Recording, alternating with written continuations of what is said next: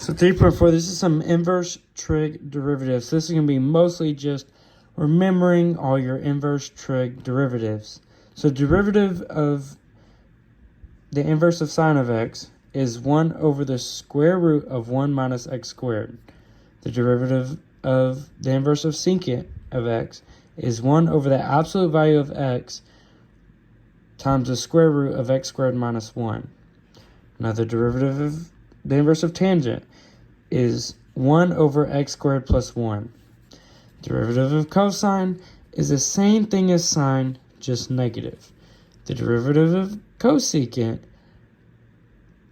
the derivative of the inverse of cosecant of x is just negative of the derivative of the inverse of secant x. You see how it just goes across there? They're just the negative versions of these. Make it a lot easier to memorize down the road. Now, when we're finding the derivative, so we got the derivative of the inverse of sine of 3x. So we find that we put the derivative on top, which is 3. The derivative of 3x is 3.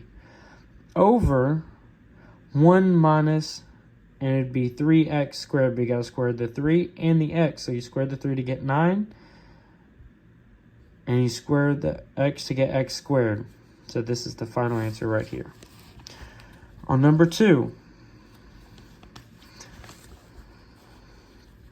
it's derivative of the inverse of tangent of 2x to the second.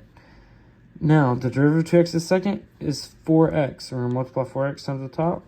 And then the bottom is,